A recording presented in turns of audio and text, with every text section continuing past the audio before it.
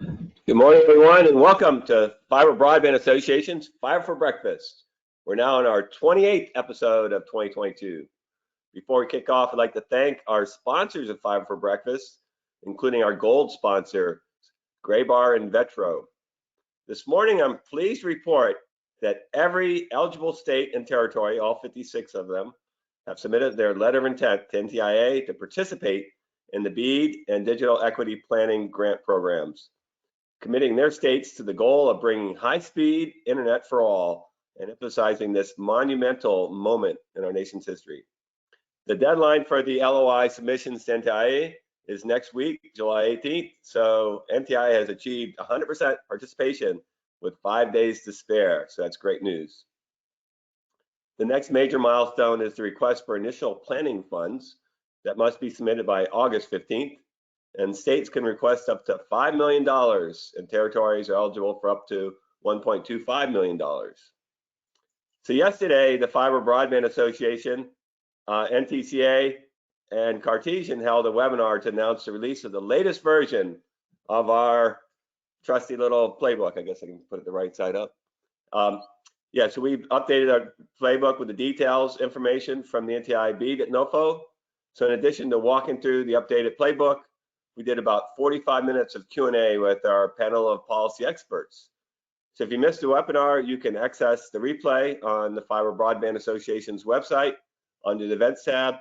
You can also download a copy of the updated playbook at www.fiberbroadband.org/page/playbook. Also want to remind everyone that our next regional Fiber Connect workshop is at Copper Mountain Resort in Colorado on August 23rd. And we'll be in Columbus, Ohio on November 3rd.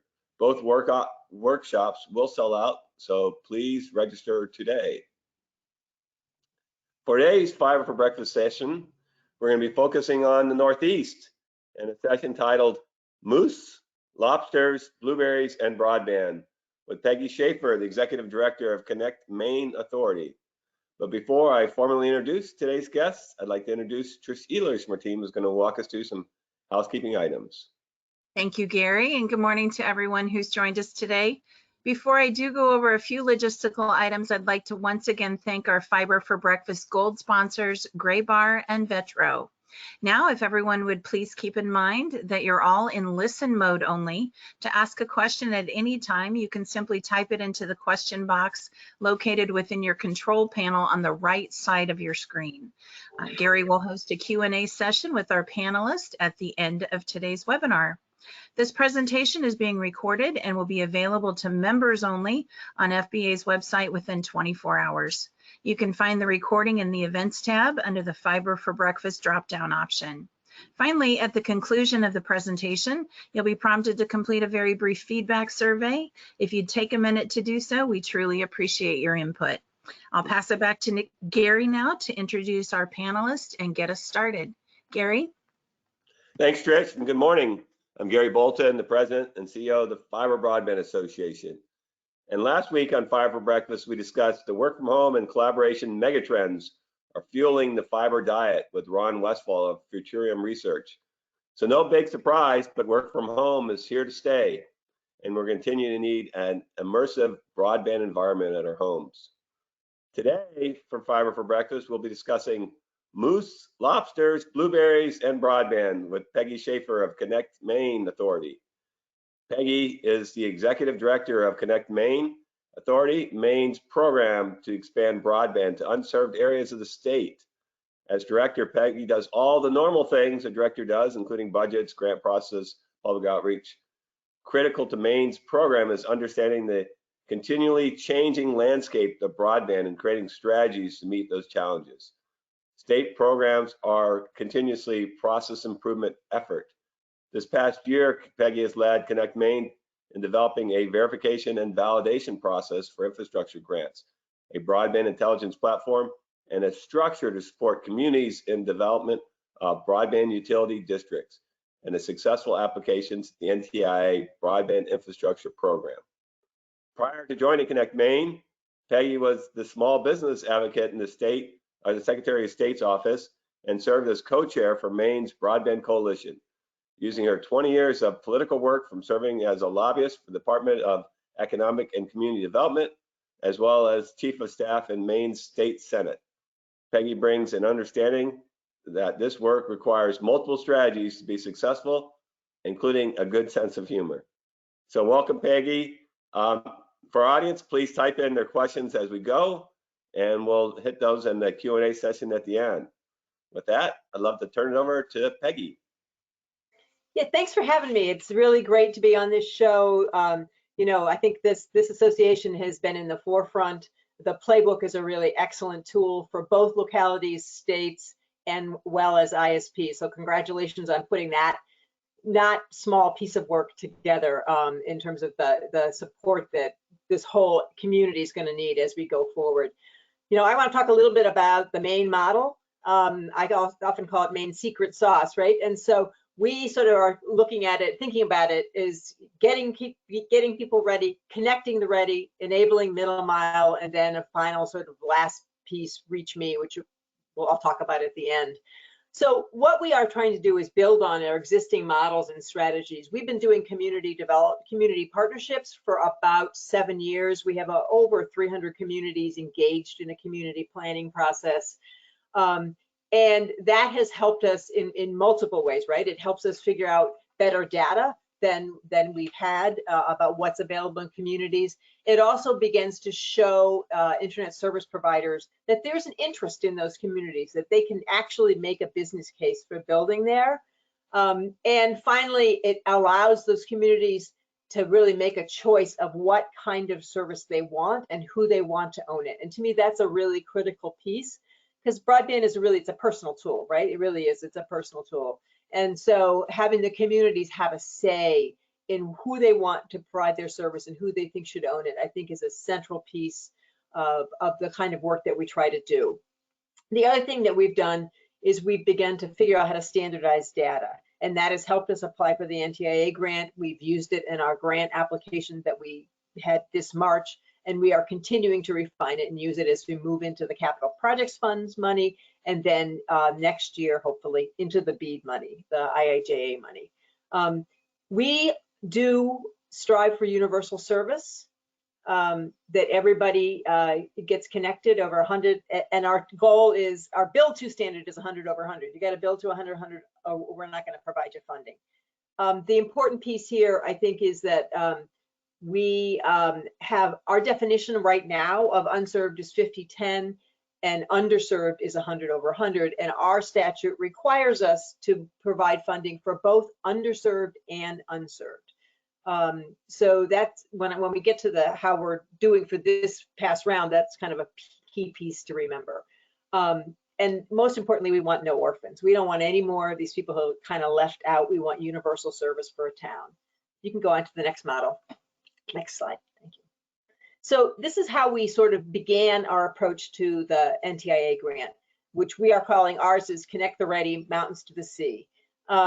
So we put out an RFI, we got 21 responses, and of those 21, we selected 3 areas. And part of what we did here is we used our mapping system to identify what areas best fit the NTIA criteria, so that we could be competitive for a grant. And this is sort of a heat map, right? So this is areas that would be mostly that fit the criteria. And one of the criteria was cost. So it was important to look at a density factor. So the hot parts, the bread parts on this, really are where we knew we needed to focus to be competitive for the grant. So we got 21 responses. We selected 3. And then that only gave us about $15 million. And I really wanted to apply for the full amount. Federal grants are a lot of money, and they were going to give away $30 million. So I wanted to apply for $30 million. So we used this map to reach out to existing providers for other areas of the state and tried to match up those areas with providers who had interest. And you can go to the next slide. Oops, next. Okay, and so this is what we ended up. We ended up with 7 project areas. The mountains one is Rangeley. That's up towards the upper left part of the screen. There's the Farmington area, which is the middle part of the screen. There's a chunk, there's actually 3 projects down towards the coast. That actually is, it's inland, but it's in one of the most rural counties we have, which is Lincoln. And then we have a big project that goes all of the Blue Hill Peninsula. And one final little project, which is off the edge of Stonington, which is Idaho. So we ended up with 7 project areas. We have 3 different providers. 3 of these networks will be community-owned networks. We're going to cover at least 15,000 locations. And more importantly, we did it for about $20,000 per pass. And it's all going to be fiber to the premise. Next. One of the things that the BEAD requires actually is a challenge process. And so I thought I'd just demonstrate, this is, the NTIA grant also had a challenge process. And what you're looking at here, those hot things, those orange and red things, are census block areas that were challenged. Now, the important thing about our data is that the NTIA called for essentially blowing apart a census block and serving unserved locations within a census block. But then the challenges were actually based on FCC census blocks. So we had to sort of put them back together, identify areas that we were not serving, that we were actually serving within that census block. And a lot of our community planning came into play here because the communities had been out, they knew what was served, what was not served. One area, the Deer Isle area, the town manager put up on his Facebook page, you know, the cable company had challenged almost all of the Deer Isle Peninsula and who didn't have service. And so he put together a map that showed, you know, who didn't have service based on people's requirements in a Facebook post. It took him one day. That kind of stuff is really central, we believe, to this process, right? Because it isn't just, you're not just building to people. It's important that this network get used.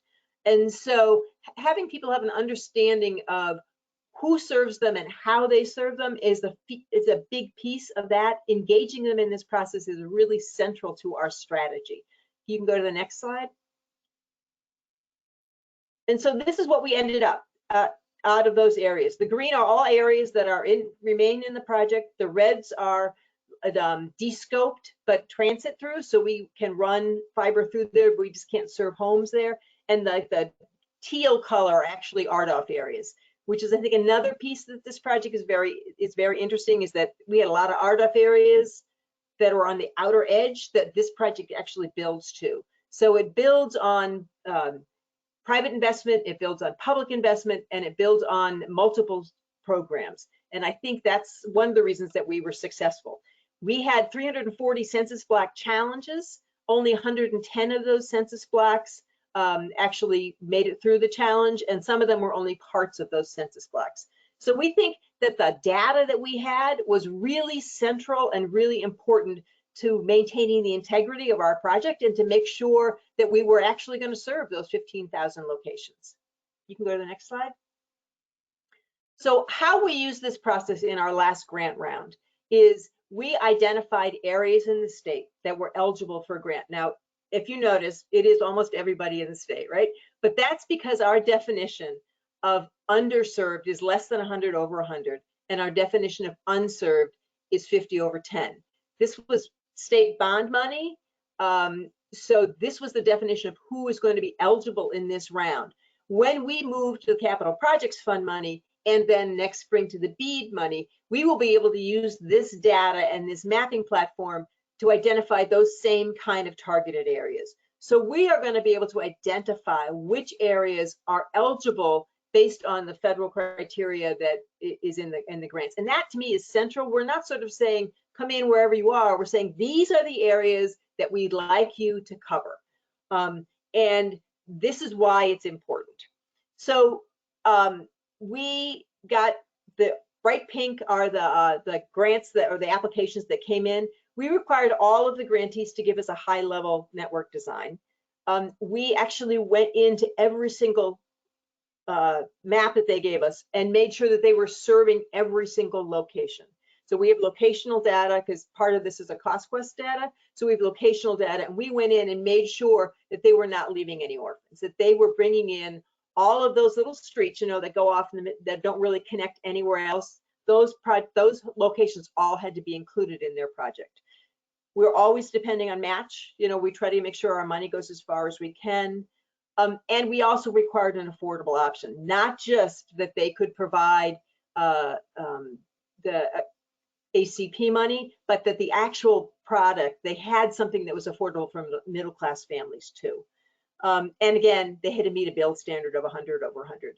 We set a standard, I think it was in 2016, of 10 over 10. And since 2016, we've been building mostly all fiber in this state. It actually started, we had a small company in Northern Maine, Pioneer, who I think is a fiber association member. And I think in 2012, they applied for a grant to do DSL to a pretty rural part of Aroostook County. And they looked at the numbers and thought, forget it, we're just going to do fiber. And so most of our products, most of our grants since 2015 or so have been fiber to the home. And that I think is important, because it's important that, as you know, that we keep building out, that we keep building expertise, and we keep building this capacity for this network to be upgraded. One of the pieces here is you see this line that goes all the way through the state, that green line. That's our BTOP project. In Maine, we call it the 3-ring binder, which is sort of ironic, right? Because that's the folders. Anyways, it's a 5 petabyte line that goes all over the state, and it connects every single university, and it connects every single community college. And so it is, if you notice, most of these projects do come off of the 3-ring binder in one way or another. So you hear a lot of stuff about whether these BTOP projects were successful. We think ours was. We think it enables a lot of these last mile builds that come off of it. And so it is one of the success factors that we are using to build as we go forward. You can go to the next slide.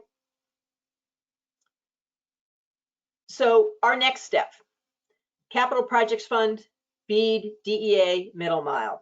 Again, we are building on what we learn every day and what we learn from our past successes and our past failures. So we're building off the 3-ring binder. We're trying to figure out where else can we use Middle Mile to get to those locations that need that middle mile infrastructure to build out the last mile. We have a Maine school library network that covers about 95% of the schools and libraries, and all those schools and libraries have a gig, symmetrical gig to those schools and libraries, and those are all over the state. So that has made providers upgrade their central offices. That's going to help us as we continue to think about how we expand service to those last mile pieces. We are continuing our community engagement process. We change it all the time, right? Every time we learn something, we change our community planning process. We now have a community of practice where all of the organizations that have led the community planning process join together about once a month and just have a conversation about what's going on. What do we learn from each other? I think we believe that there's a lot to learn in this, and learning from each other is a key piece of that. And then we are continuing to build last mile infrastructure. In 2019, I think it was, we had a $500,000 program. Next year, we're going to have $500 million, or we think, roughly, if the BEAD money is sort of what it's supposed to be. So that's a ramp up that's pretty impressive, right? And we have been trying to prepare through that with working with a validation process where we're going to go out and inspect every single one of these builds to make sure that they meet the requirements. We've expanded our mapping. We have this Broadband Intelligence Platform, which is really helping us target stuff. And so we're going to, Get Ready is the continuation of our community planning process. The Connect Ready is working with communities that are currently planning and ISPs to build these public-private partnerships.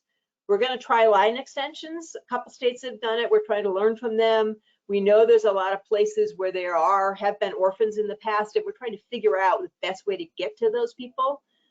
We're working on a middle mile project, both as a competitive middle mile, hopefully with the NTIA grant, as well as looking at funds that potentially from our Capital Projects Fund, as well as BEAD money.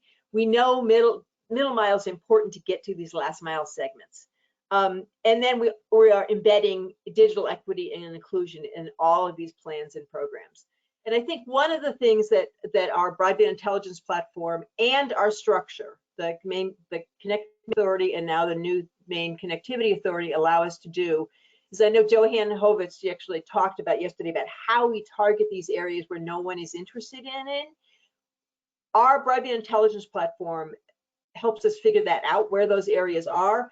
And just as importantly, our structure, the Maine Connectivity Authority, can actually build and own or take equity positions in those areas. So if we don't have a provider that's interested, the Maine Connectivity Authority can come in and be the owner of that infrastructure and partner with a provider to provide the service. So we're really trying to think ahead every step of the way. And I think that's one of the reasons we were successful with our NTIA grant.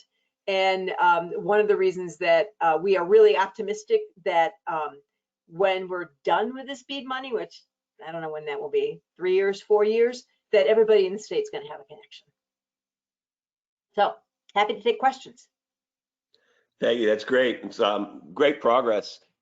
So just to start off, one of the areas that has been problematic for some states is the 25.3 when you have different definitions. I know like Montana used 25.5, and so all of a sudden it started, digitally redlining areas. So if you have 50.10, how is that going to impact your ability to get the BEAD funding? So that's the definition for our state funds. Obviously, when we use BEAD funds, we're going to use the 25.3 standard. And one of the things about our Broadband Intelligence Platform and us working with providers to get better data to feed that platform is that we will redefine our targeted areas based on the federal criteria of 25.3. I think that I think Joanne, mentioned this yesterday, and I think it is true that there's not a lot of low-hanging fruit left. There never really was a lot of low-hanging fruit left that's easy to build to. But we've now sort of moved up the tree and we have sort of the less low-hanging fruit. And this BEAD money is going to make us get out the ladder and climb to the top of the tree to get the fruit that's really hard to get, right? And knowing where those areas are, and most importantly, I think for us, is making sure that nobody in those areas get left behind, right? I mean, there are places in every state, and we have them too, where people are they're probably going to get satellite or wireless service because they're 2 miles down a dirt road, they're on the top of a mountain, there's someplace, right, where there's just them. Those areas that I think the BEAD money recognizes, some of those areas will have a temporary solution, right? And I don't know if we'll get, if you don't have electricity, it's pretty hard for us to get stuff to you. But we're going to try to get everybody else in the state. We really are. We're going to make an effort. Maine is one of the most rural states in the country, and that's defined because we have more people living outside of, I always hesitate when I use this word for Maine, urban areas than other states. And so most of our urban areas are built out a little bit with fiber, but I mean, usually with cable and or DSL, and now some of those ILACs are coming in and laying fiber over that. But the surrounding areas are not, which is the puzzle, right? And so that's what we're trying to reach with these things. But at the same time, and this is one of my little things with the BEAD money, right? They want you to get 25.3, and then when you're all done with that, you can come back and get the other people, right? That is the most expensive way to do this. I say, it's a little colloquialism that I use, if you're going to get to the WAGs, you have to go through the willies, right? And you might as well build them out at the same time, because it's more expensive to come back and build the willies after you've built the WAGs than to get them all at once. And let's face it, everyone needs a fiber connection. Everybody needs a high quality connection. And so the BEAD money does allow a 20% sort of build in areas that are underserved, but that's going to make it a little more expensive, right? But once you get your money, I mean, you could probably, what do you guys have, given that you have really good mapping, do you have a good feel for what your allocation is going to be? Yeah, we think it's going to be, I think we're looking at between $200 and $300 million. Which, I know Texas is going to get like $10 billion or something like that, but for us, that's a lot of money. I mean, it's a real lot of money. We did a very back of the envelope thing a couple of years ago, we estimated that building out to everybody in the state would, everybody who's unserved or underserved in the state would cost about $600 million. So between the capital projects fund money and the BEAD money and the required match and whatever people put in for the American Rescue Plan money and plus the NTIA grant and all these other little things going forward, we are pretty sure that this is going to do it for us. We're hopeful this is going to do it for us, or at least 97 or 98%. Well, that's fantastic. So one of the questions that came in is, what is your strategy to address the BEAD's extreme high cost policy for Maine's islands? You know, our islands have not sat aside. Our islands are the most aggressive in getting funding. So we have, there's only a couple islands left that don't have fiber. Vinyl Haven, which is a pretty big island, they don't have it yet. They do have cable. Swans has been trying for a while. They don't have it yet, but they've been working on it. But most of other Maine's islands already have a fiber connection, which is because the islands they knew a long time ago that if they didn't have fiber to the home, if they didn't have this kind of quality connection, they were going to continue to lose people. And so one of our islands, it's not that far off the coast, right? It's about a mile, maybe a mile and a half, Islesboro. About 6 years ago, they built out a fiber to the home connection to everyone on the island. They've had, well, within the first year, they had 6 new families move to the island. That's huge. It's huge for an island of 560 people to have 6 new families move.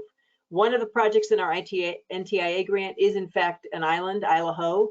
There's about 130 residents on it, 30 of which are year-round. And they are really looking forward to having fiber for a lot of reasons, right? Their ferry leaves at 7 a.m. in the morning. So if you want to get groceries, if you want to go see your doctor, you got to be on the ferry at 7 a.m. in the morning. Doesn't matter what the weather is. This is going to allow them to do more telehealth. It's going to allow better education access. It's going to allow, you know, all kinds of things, all the things that fiber enables. And they are really hopeful that that as this connection gets built, that more people will move to their island. A number of questions on asking if you can expand on the affordability and match definitions. Yeah. So every state looks at match as a requirement, right? Because we want to make sure our money goes as far as we can. And so we, this last round, knowing that a lot of times when you build based on cost, when cost is the key driver in your scoring mechanism, you tend to leave out poorer communities and poorer areas. So we looked very diligently at it and developed a weighted scoring mechanism that identifies community match more than provider match, and it identifies communities that are less able to raise money. So if your mill rate for the town doesn't raise a lot of money, we weighted your contribution higher. Match, you know, everybody, we're trying to get as many homes covered as we can, which makes match important. So we look at community match, we look at provider match, all of those things to come together to give us sort of a cost per pass that's weighted based on the community's ability, based on the affordability, based on the density. We looked at density. If you are less dense, you get a heavier weight because it's more expensive to build. So that's, we look at match and then we sort of pull it apart, but it is a key element of our grant process. And the affordability piece, we ask people, what is it they provide for a low cost option, and we give them points in our scoring process if it's less than $50 a month. That's 50, including ACP or EPB? Yes. Okay, great. So last question, we're out of time here, but a lot of people asking, they didn't quite understand when you said your NTI grants fiber to the home passing cost was, is it 2,000 or 20,000? 2,000. 2,000. Okay, great. Well, $28 million, 15,000 passes. And then the question was, does that 2,000 include just the drops of premise, or is it only the feeder and distribution cables? Includes drops. Great. Drops. Well, Peggy, we could talk all day. You're just doing amazing work. So thank you for everything you're doing for Maine. And I wish every state was in as good a shape as Maine. So you guys should be. But awesome. So thank you. And not only for what you've done, but everything that you're going to have on your plate going forward. It's going to be a busy time for you for the next decade, I can say. So thanks everyone for joining us today. I look forward to getting back together next Wednesday. We're going to be discussing utilities broadband power play with Sean Middleton, the Director of Strategy Operations at Finley Engineering. He's going to discuss strategies to leverage broadband federal funding to modernize electric power infrastructure. You're not going to want to miss that. So thanks everyone for joining today, and we'll see you guys again next Wednesday. Thanks again, Peggy. Great job.